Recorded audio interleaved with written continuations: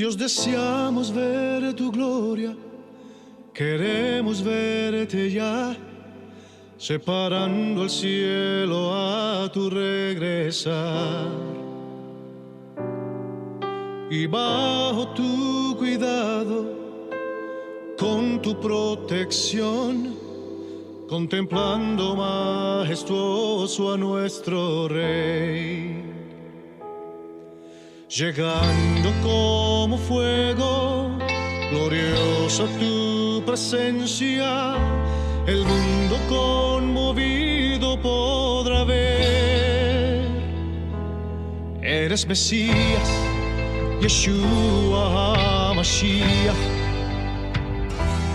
León de Judá, el Rey de Israel, defensor de Sión, la gloria de tu pueblo, el Rey de la creación,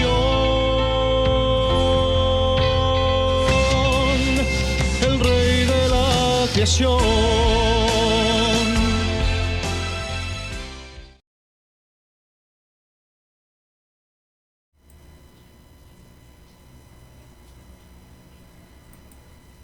Hola, bienvenidos al canal de Ven Sígueme con Salomón Aicho. Para mí es un gozo nuevamente estar en esta segunda parte de Ven Sígueme de esta semana, correspondiente a la semana del lunes 25 de septiembre hasta el 1 de octubre. Seguimos estudiando Gálatas, en esta oportunidad Gálatas el capítulo 3. El título de esta lección es Soy heredero de las bendiciones prometidas a Abraham. Muy bien, entonces vamos a dar inicio con la presentación. Entonces, vamos. Algunos de los santos de Galacia sentían inquietud porque creían que al no ser descendientes literales o simiente de Abraham, no recibirían las bendiciones prometidas que incluían la exaltación. Había una preocupación por parte de los santos de Gálatas. Al leer Gálatas capítulo 3, los versículos del 7 al 9, el 13, el 14 y 27 29, nos haremos la siguiente pregunta. ¿Qué convierte a una persona en simiente de Abraham? Pablo nos ayudará a dar respuesta a esta pregunta. Muy bien. El versículo 7 del capítulo 3 de Gálatas dice lo siguiente. Sabed, por tanto, que los que son de fe, estos son hijos de Abraham. ¿Quiénes llegan a ser los hijos de Abraham? Los que son de fe, los que tienen fe en Jesucristo, llegan a ser los hijos de Abraham. Eso nos dice Pablo. Y la Escritura, previendo que Dios había de justificar por la fe a los gentiles, anunció de antemano el Evangelio a Abraham, diciendo, en ti serán benditas todas las naciones. ¿Tuvieron los santos antes de Cristo el Evangelio de Jesucristo?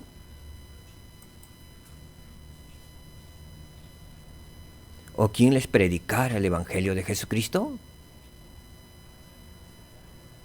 Se verá que según San Pablo, en el versículo que acabamos de leer, se predicó el Evangelio a Abraham.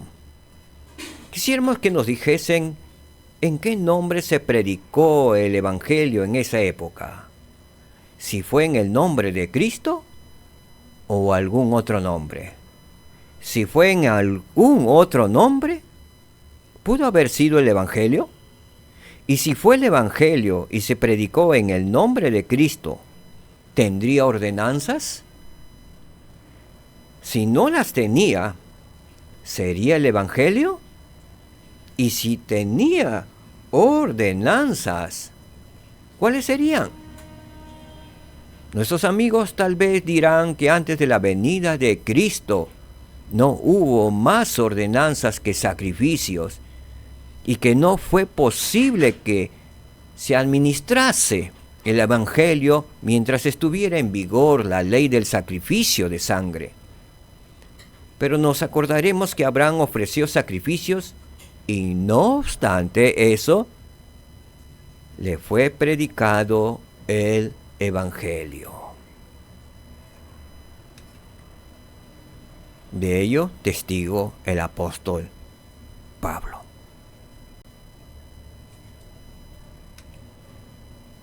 Versículo 9. Así que los que son de fe son benditos con el creyente Abraham. ¿Quiénes son benditos con el creyente Abraham? Los que son de la fe, los que tienen fe en Jesucristo, los que han recibido a Jesucristo en sus vidas mediante el convenio del bautismo y de recibir el don del Espíritu Santo y otras ordenanzas salvadoras que se hacen en estos tiempos.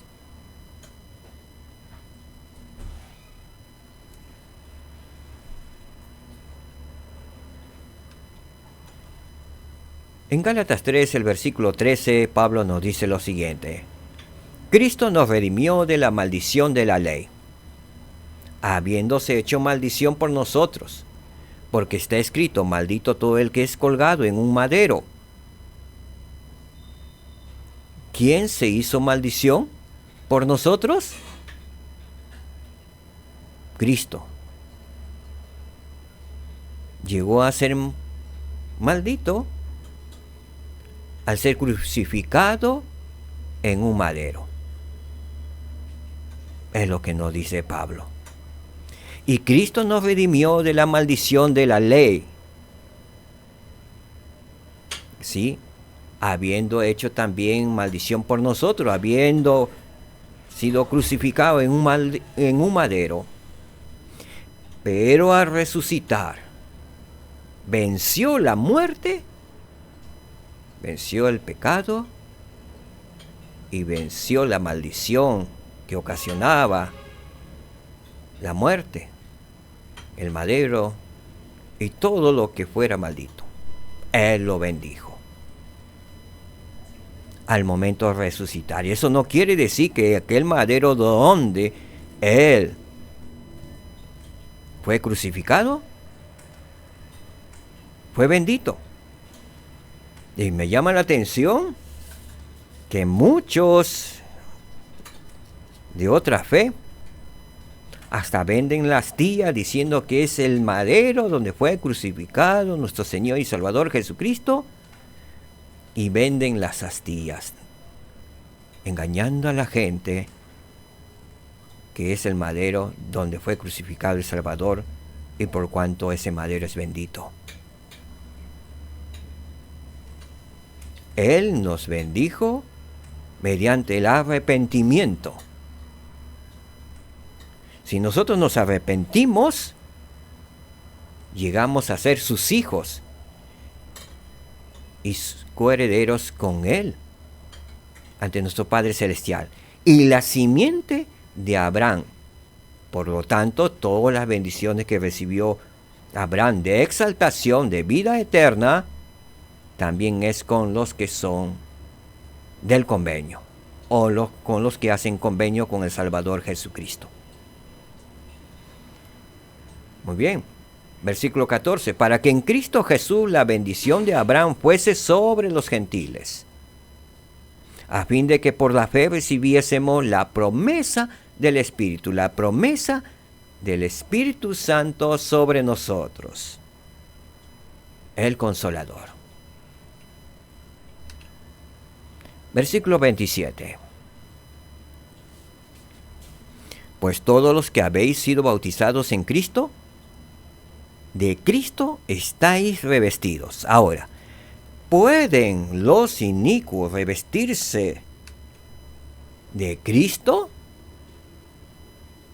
¿Pueden realmente una persona inicua revestirse de Cristo mediante el arrepentimiento y el bautismo? Cuando el cuerpo está sucio, la manera de limpiarlo es darse un baño, cepillarse los dientes, lavarse el cabello, cortarse las uñas y ponerse ropa limpia. Cuando se efectúa una renovación en una casa, se repara o se repone el techo, se lavan o se pintan las paredes, se barren y se restriegan los pisos, se limpian y se reparan los muebles, se lavan las cortinas y se lustran los metales. Cuando un hombre impuro nace otra vez, sus habitantes y sus costumbres cambian. Se purifican sus pensamientos, se regenera y se ennoblece su actitud. Se pone en completo orden sus actividades. Y todo lo que en él era sucio, degenerante o reprochable se lava y queda limpio. Cuando uno es lavado y depurado y purificado, deja de ser adúltero. Muchos profetas en muchas ocasiones y lugares mencionan la manera de lavar, depurar y purificar.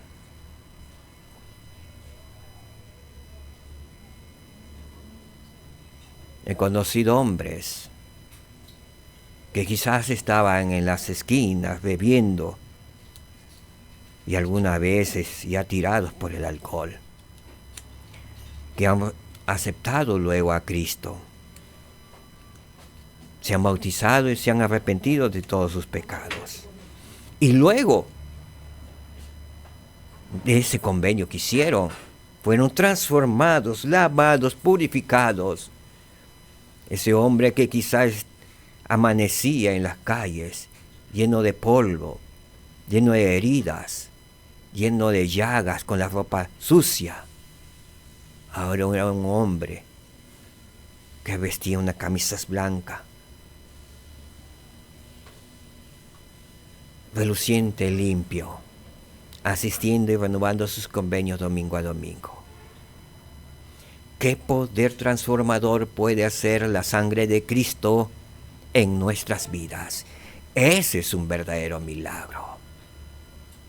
Que un padre que antes estaba abandonado, que había abandonado a su familia, nuevamente regrese a casa, limpio y purificado, más amoroso con su familia.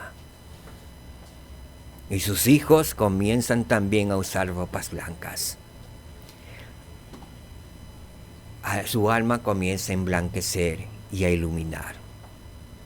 Esos son verdaderos milagros que produce la expiación de nuestro Señor y Salvador Jesucristo. El efecto del limpiamiento es hermoso. Estas almas afligidas han encontrado la paz. Estas ropas sucias se han limpiado hasta quedar sin mancha. Estas personas previamente contaminadas, habiéndose limpiado mediante su arrepentimiento, su lavamiento, su depuración, su purificación, se vuelven dignas de prestar constante servicio en el templo y de poder estar ante el trono de Dios y asociarse con los de la casa real divina. ¡Qué maravilloso!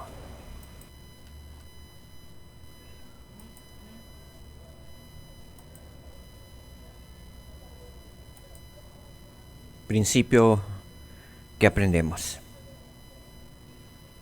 Todos aquellos que ejercen fe en Jesucristo y entren en el convenio del Evangelio llegarán a ser. Vamos a ver qué podemos llegar a ser según Pablo. El versículo 28. Ya no hay judío ni griego, no hay esclavo, ni libre, no hay varón ni mujer, porque todos vosotros sois uno en Cristo Jesús. ¿Realmente podemos ser uno en Cristo Jesús? En ocasiones las personas titubean para bautizarse o participar plenamente en la iglesia, ya que les preocupa que quizás tengan que abandonar su cultura o porque sienten que no encajan. El presidente Jean Faust de la primera presidencia enseñó que los miembros de la Iglesia pueden ser tanto diversos como unidos. Al convertirnos en miembros de esta Iglesia no perdemos nuestra identidad, sino que nos convertimos en herederos del reino de Dios. Por habernos unido al cuerpo de Cristo y haber hecho a un lado espiritualmente alguna de nuestras diferencias personales para unirnos en una causa espiritual más grande. A todos los que se han unido a la Iglesia les decimos: mantengan todo lo que sea noble, bueno y edificante de su cultura y de su identidad personal. No obstante, bajo la autoridad y el poder de las llaves del sacerdocio, todas las diferencias dejan de tener importancia cuando procuramos convertirnos en herederos del reino de Dios. Todos nosotros podemos ser uno en Cristo Jesús.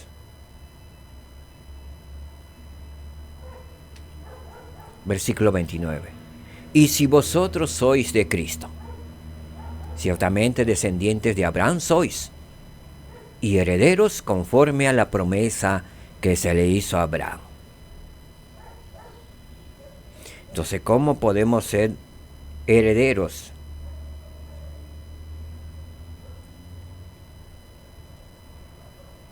Conforme a la promesa. Podemos ser herederos conforme a la promesa si nos hacemos uno con Cristo Jesús. Seremos herederos y descendientes de Abraham. Él hizo muchas promesas de bendiciones a Abraham, promesas de bendiciones eternas. En tu posteridad serán benditas todas las naciones de la tierra. Y ciertamente la bendición llega no por ser descendiente de Abraham, sino de aceptar a Jesucristo como nuestro Señor y Salvador. Porque le hizo la promesa a Abraham, le predicó el Evangelio a Abraham.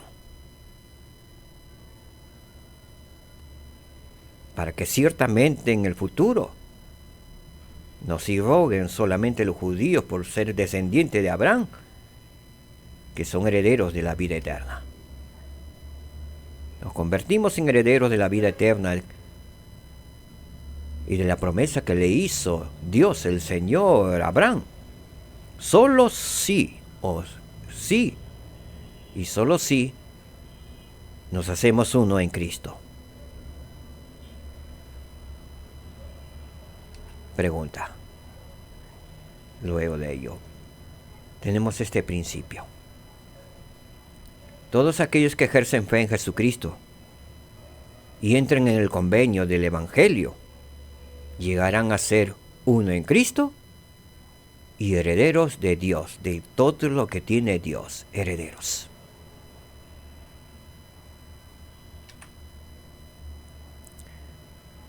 Una pregunta para meditarla.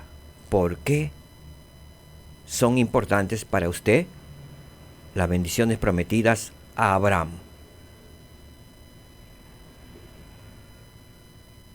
¿Qué bendiciones diría? Las bendiciones del Evangelio. Las bendiciones de la exaltación. ¿Son importantes para nosotros esas bendiciones? Entonces, ¿qué haremos para recibir esas bendiciones?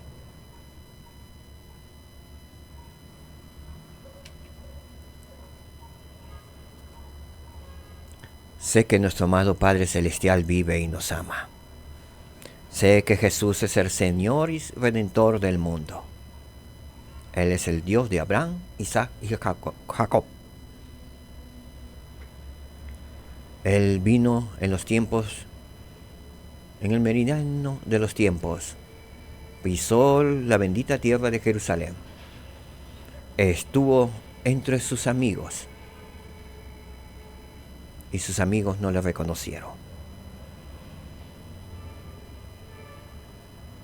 Le crucificaron y le dieron muerte. Pero Él venció la muerte y Él ha resucitado. Él vive hoy y Él dirige la iglesia de Jesucristo de los santos de los últimos días. Él lo ha restaurado por medio de un profeta viviente, vidente y revelador. Y porque Él vive, todos viviremos. Lo declaro solemnemente en el nombre de Jesucristo. Amén. Muchas gracias. Que el Señor les bendiga. Shalom. Nos vemos la próxima semana. Bueno, en esta semana con la tercera clase. Nos vemos.